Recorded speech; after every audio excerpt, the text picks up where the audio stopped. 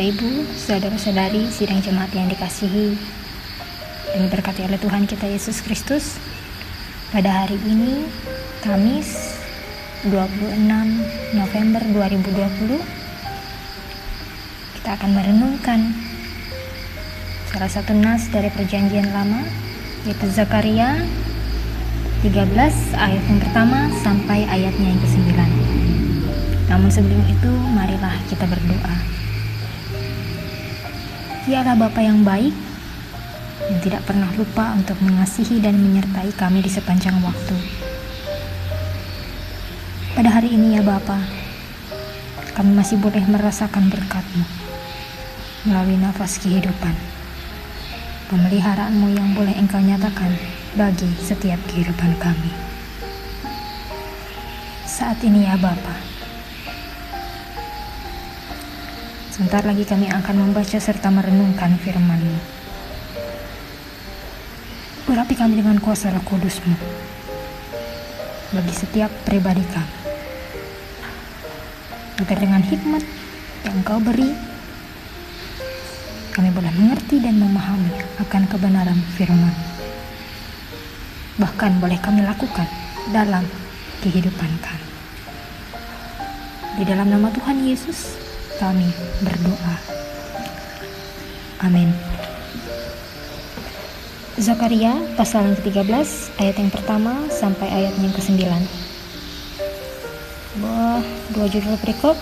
Di perikop pertama yang akan saya bacakan bagi kita, yaitu penyingkiran berhala dan nabi palsu.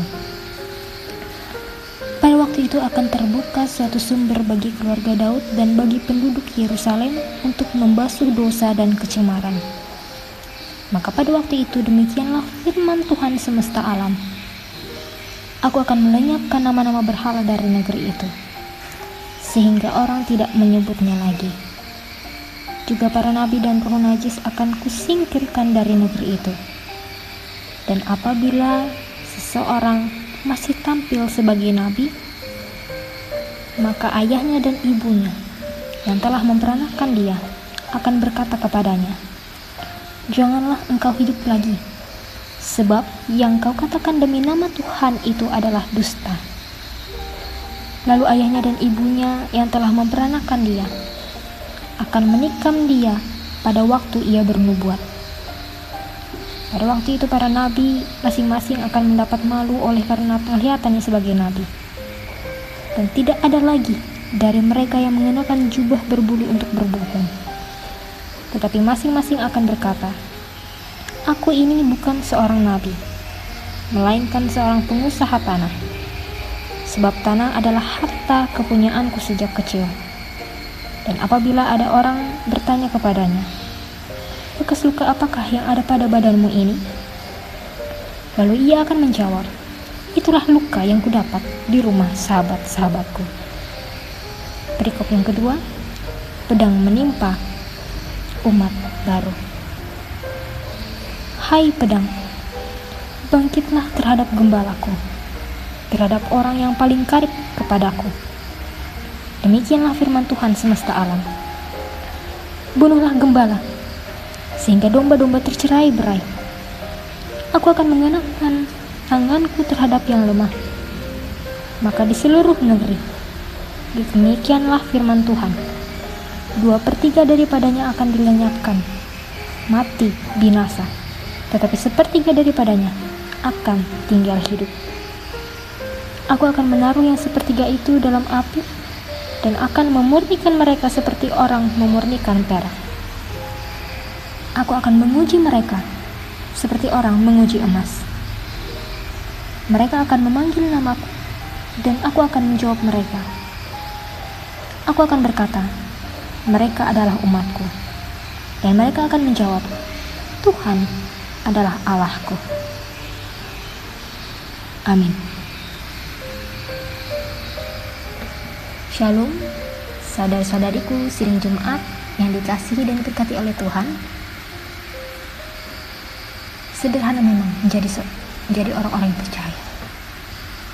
Hanya cukup menerima Yesus sebagai Tuhan dan Juru Selamat dalam kehidupan kita dan setiap pribadi kita. bukankah kekristenan akan terlihat gampangan bila hanya sampai kepada pengakuan akan nama Yesus tanpa adanya perubahan hidup sebagai seorang Kristen yang sejati. Seluruh umat manusia itu berbuat dosa, berbau dosa di hadapan Tuhan yang suci, yang kudus. Setiap manusia mencium bau yang sama. Namun manusia tidak memperhatikan betapa busuknya bau dosanya itu sendiri. Tapi kita sebagai orang percaya, kita patut bersyukur. Kita memiliki kabar baik. Menjadi salah satu benda, salah satu sumber kehidupan tertulis, yaitu Alkitab. Dan di dalam nas hari ini, di pasal 12 berhubungan erat dengan pasal yang ke-13. Kita melihat bahwa Tuhan berjanji untuk menyelamatkan umatnya sesuai dengan tujuannya.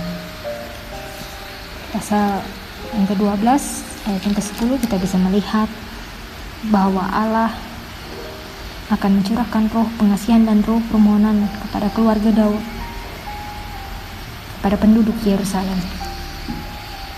Dan di pasal yang ke-13 ayat yang pertama, akan terbuka bagi suatu sumber bagi keluarga Daud dan bagi penduduk Yerusalem. Dan konteks pada waktu itu menunjuk pada masa perkabungan Yerusalem. Pada masa itu, janji yang ada dalam Zakaria di pasal yang ke-13 yang beriringan erat dengan pasal yang ke-12 tidak hanya berlaku di masa itu, tidak hanya berlaku kepada keluarga Daud, tidak hanya berlaku kepada penduduk Yerusalem, tapi juga berlaku bagi kita di masa kini, bagi seluruh umat manusia. Tuhan Allah telah membuka suatu sumber, suatu jalan bagi setiap orang yang kotor, orang yang tercemar oleh dosa dan kenajisan, untuk boleh datang, disucikan dan dikuduskan. Kita boleh akui bahwa semua orang telah berdosa, telah berbuat dosa dan gagal mencapai kemuliaan Allah. Tetapi Tuhan itu murah hati. Dia masih menyediakan belas kasihan dan pengampunannya untuk kita terima. Kasih karunia-Nya lebih besar daripada dosa kita. Maukah kamu membersihkan dosa? Ketika kamu siap untuk membersihkan dosamu, artinya kamu juga siap untuk terpisah dari setiap bentuk dosa. Di dalam nas ini kita bisa lihat ada dosa penyembahan berhala. Yang kita kenal dengan penyembahan patung atau gambar-gambar buatan manusia yang dituhankan. Ada pula nabi-nabi palsu yang juga harus dilenyapkan. Tetapi berbalik lagi, kita mengingat lagi akan kemurahan hati Allah, kasih karunia-Nya bagi kita, untuk boleh bersih dan terpisah dari dosa. Dan itu tergenapi melalui terbunuhnya gembala umat, yaitu Yesus Kristus. Karena dari situlah terlihat gambaran umat Tuhan. Ketika gembala umat terbunuh, kumpulan domba tercerai-berai. Dan dari situlah akan terlihat mana domba yang liar dan mana domba yang taat. Di bagian manakah kamu? Apakah kamu berada dan menjadi domba yang liar atau menjadi domba yang taat?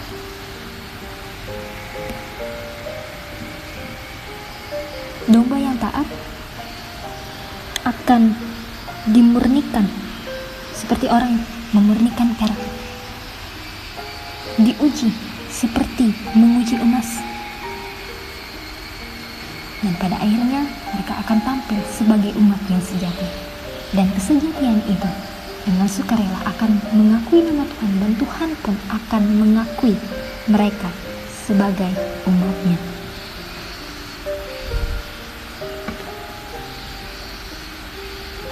Bapak, Ibu, Saudara-saudari yang dikasihi oleh Tuhan, marilah kita membuka diri untuk dikuduskan dan disucikan oleh Allah. Mungkin masih ada berhala-berhala yang masih kita sembah yang tidak kita sadari. Uang, pekerjaan, hobi, atau hal-hal lainnya yang membuat kita menutup diri kepada Tuhan. Bukalah dirimu, bukalah pribadimu untuk terus dimurnikan, sehingga pada akhirnya nanti kita akan ditemukan dan dinyatakan sebagai umat yang kudus. Amin. Untuk pemberitaan firman Tuhan, mari kita menaikkan doa syafaat kita. Kita berdoa. Ya Allah Bapa yang bertata dalam kerajaan surga, satu hari lagi boleh Engkau berikan kepada kami, boleh Engkau nyatakan dalam kehidupan kami sampai saat ini. Kami tahu dan percaya pemeliharaan Tuhan setiap saat dan senantiasa boleh dinyatakan bagi kehidupan kami. Kami berterima kasih ya Tuhan atas firman-Mu yang boleh Engkau nyatakan, yang boleh kami baca dan renungkan bersama. Melalui perenungan firman-Mu hari ini,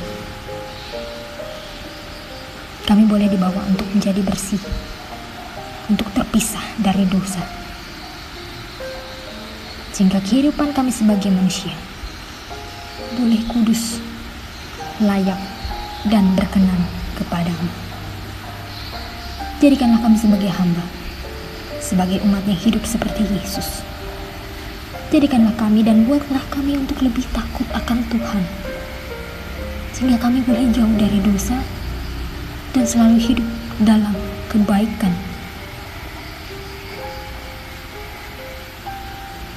Saat ini ya Bapa, kami berdoa bagi jemaat-Mu yang ada di Bukit Nyombong. Kiranya senantiasa berkat dan penyertaan Tuhan boleh mereka rasakan dalam tugas, usaha, pekerjaan, dan tanggung jawab mereka, sehingga mereka boleh menyatakan kebesaran dan kemuliaan Tuhan setiap hari. Begitupun dengan seluruh jemaat-Mu yang ada di kawasan Murung Raya, khususnya di Resort GKI Puruk Jahu. Ya Allah Bapa, kami juga berdoa bagi para pelayan Tuhan, bagi para pendeta, vikaris, penatua, dan diakon, serta orang-orang yang ikut langsung dalam pelayanan di rumah-Mu yang kudus. Engkau berikan kesehatan dan kekuatan. Engkau jaga dan lindungi mereka dalam tugas, tanggung jawab, dan pelayanan dimanapun berada. Kami mohon ya Bapa, kuasai kami dengan Roh Kudus-Mu. Pakailah kami sepenuhnya dalam segala dan setiap rancangan dan karya-Mu.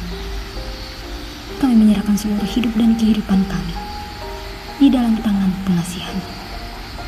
Biarlah senantiasa kami boleh dibimbing dan disertai